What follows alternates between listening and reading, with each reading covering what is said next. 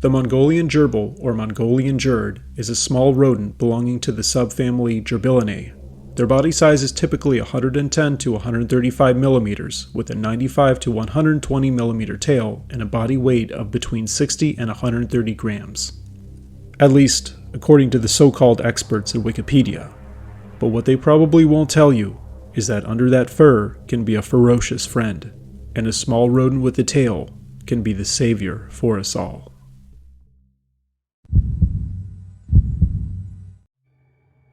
When I was in the 4th grade, my class took a field trip to this animal rescue center / petting zoo / animal education place.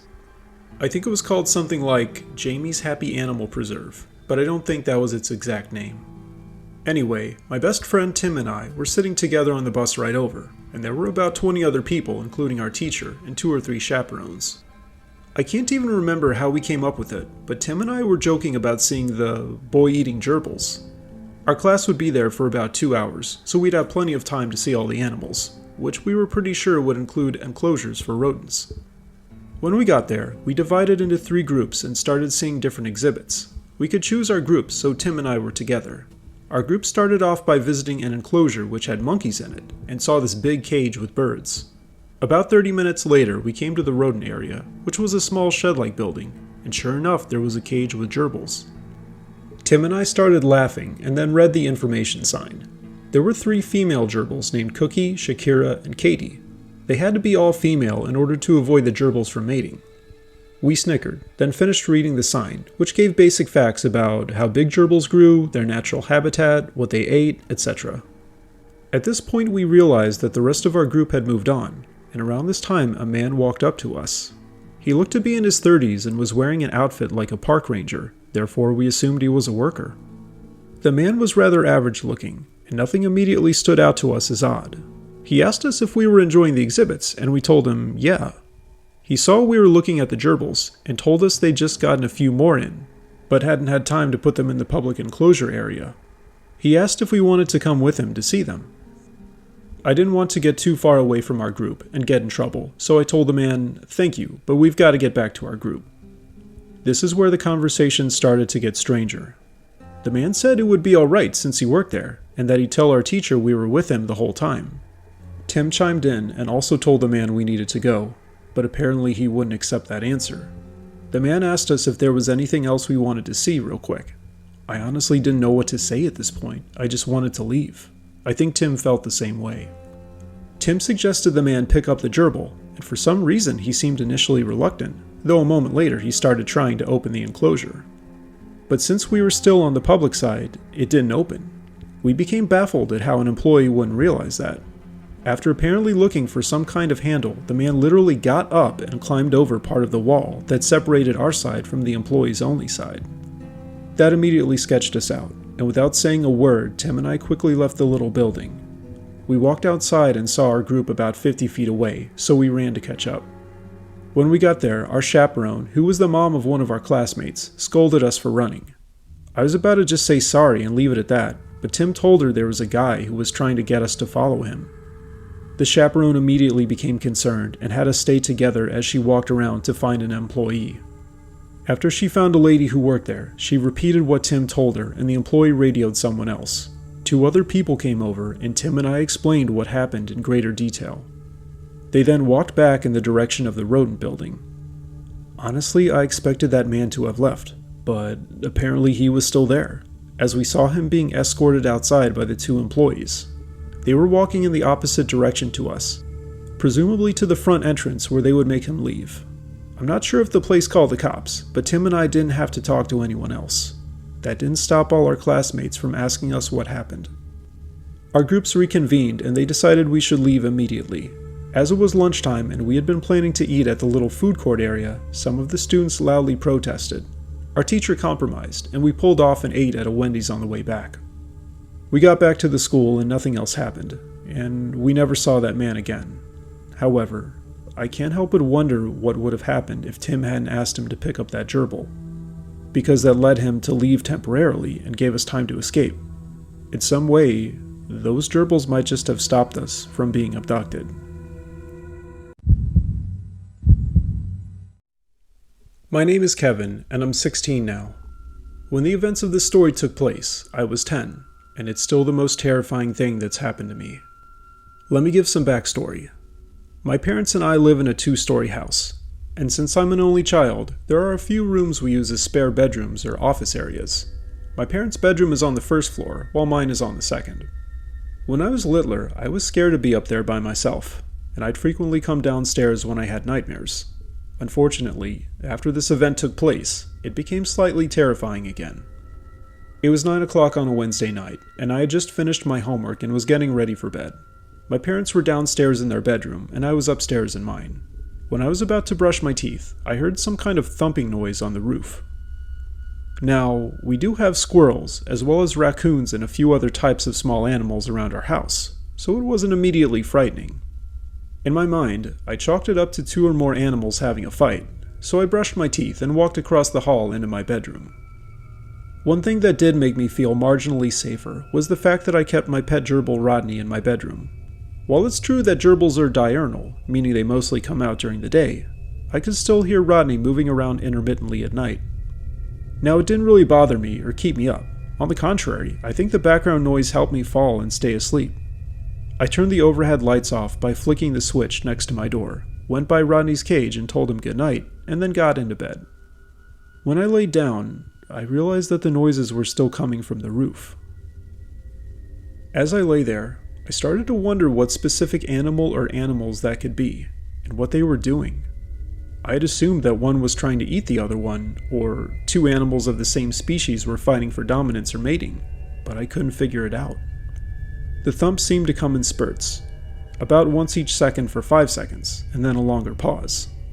While I honestly wasn't worried that it could be a person, with my room being on the 2nd floor like I described, I was starting to get scared. Eventually, the thumping seemed to stop for good, and I began to relax. I think I fell asleep 10 minutes later. However, when I woke up, it was still dark, and I got the sense that something had woken me up. I checked my phone and it was 2:30.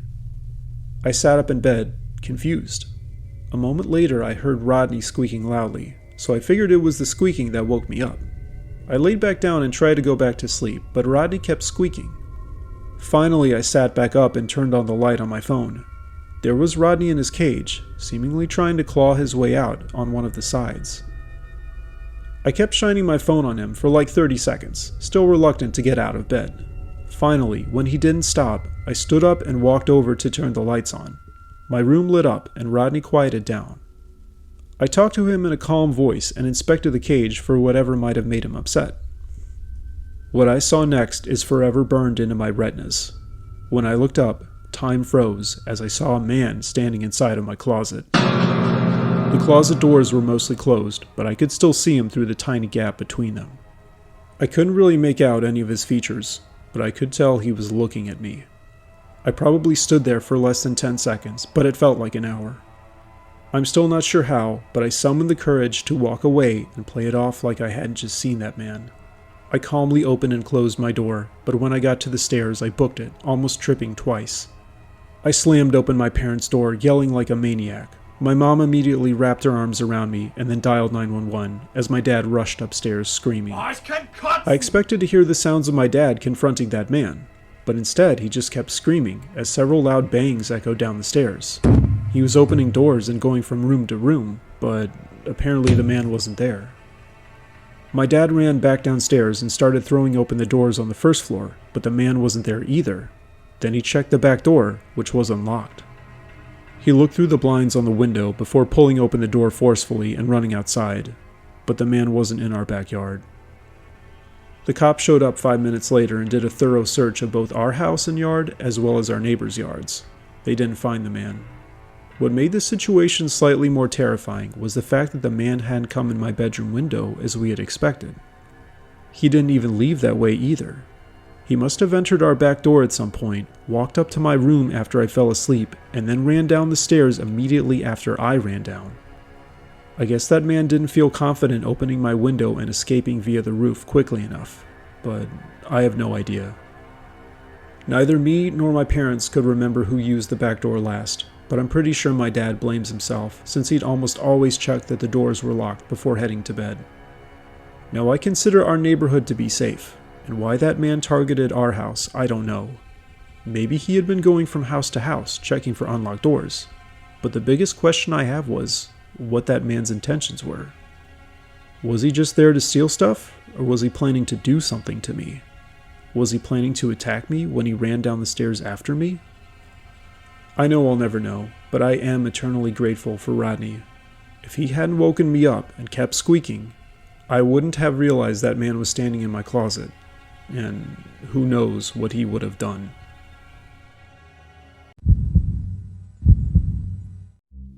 This happened a few years ago, and it is the single most terrifying experience of my life.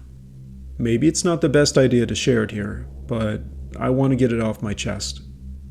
At the time, I was working as a regional manager of a chain of pet stores. I won't say which one, but it doesn't matter for the story. I'd visit each store periodically, check on its condition, and meet with the local manager. One day, I arrived at one of the stores a little after 9 a.m., after having planned to meet with the manager several days in advance. I'll call the manager of this store Dennis for the purposes of this story. When I came into the store, there didn't appear to be any customers, which wasn't that unusual for this store at this time of day and day of the week. What was unusual was the merchandise lying on the floor.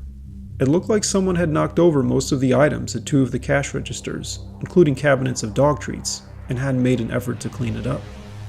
There wasn't an employee at the register, and Dennis wasn't there either, so the situation was already getting on my nerves. I waited there for a minute, fully expecting someone to walk up any moment, but they didn't. I called out, "Hello?" and no one answered. Now I was upset, and started to walk down one of the aisles. However, before I got too far, a man came up to me. He was wearing a t-shirt and blue jeans, and looked disheveled. I asked him if he was an employee or a customer, and he told me he was an employee. I pointed behind me and asked him sternly why the front checkout counter looked like that. He immediately started to apologize, and told me that someone had a kid that knocked things over. By this point I could tell the man was making excuses, and he seemed unprofessional, to the point I wondered how he could have been hired. I asked him what his name was, and he told me Jeffrey. Next, I asked him where the manager was. Jeffrey, or whatever his real name was, told me that the manager wasn't here right now. Then I told Jeffrey that I was the regional manager and had scheduled a meeting with the store manager Dennis, and that he needed to be present immediately. Jeffrey made up another excuse about how the manager got a call from his wife and had to go to be with her.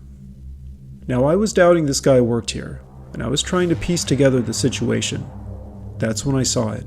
There was a metallic object sticking out from one of the man's pockets, and I immediately put two and two together. This guy, possibly working with other people, was robbing the store. In that moment, time seemed to stop, and though it may sound cliché, my life flashed before my eyes. This guy didn't seem to be trying to threaten me, and I realized he was probably trying to distract me while they finished robbing. I could only assume that Dennis and the other staff members were in danger, or God forbid, injured or killed, but I figured my best chance of getting help was to play along for now. I told Jeffrey, or whatever his name was, that I knew Dennis's wife had been in a car wreck recently, and had been in and out of the hospital, and I just hoped everything was alright. Jeffrey nodded his head enthusiastically, and told me Dennis was a great guy. I didn't know if Jeffrey would try to keep me in the store, or encourage me to leave it, so I came up with a plan to get him to turn his back on me, giving me time to leave and dial 911. I told Jeffrey that to make sure the rest of the store was in shape, to bring me one of the gerbils from the cages so I could inspect it. I told him I'd be waiting at this exact spot and that I expected him to be back in less than a minute. Now there aren't as many gerbils as other rodents, like mice, rats, and guinea pigs, and I wasn't even sure if there were any gerbils at the store right now. Therefore, I thought that would slow him down. Jeffrey enthusiastically told me he'd be right back, and once he walked past the end of the aisle, I bolted for the door. I tried to open it as quietly as I could, but a moment later I heard yelling. I ran down the sidewalk and ducked into the next store. I looked quickly back, but it didn't look like anyone followed me outside. This store belonged to a package delivery company, and I did my best to calmly inform the employees and customers present that I thought a robbery was happening next door, and that I was calling 911. Immediately people started freaking out, but the employees there managed to usher everyone to the back and lock us inside of the break room. The whole experience was surreal. 5 minutes later we heard sirens, then we heard the police get out of their cars. They announced their presence, and they told whoever was in there to come out with their hands up. As I'd learned later, there were 4 men, and they were all still inside the store. Needless to say, these criminals were pretty dumb, and I'm just glad that no one was injured. According to the employees, the men had entered through a back door and immediately threatened them. One of the men went up to the front checkout counter. I think it was the guy who called himself Jeffrey, and he intimidated the employee there by knocking things over. He and another man collected the manager and the 3 other employees on duty at that time and held him hostage in one of the back rooms. I won't go into any more details, but suffice it to say I'm just glad no one was harmed. I think about that experience daily, including how terrifying and unexpected it was. I also still wonder how I was able to come up with the idea of making the man search for the gerbils so quickly. While I can't be sure, I think if I hadn't thought of it, things might have turned out very differently.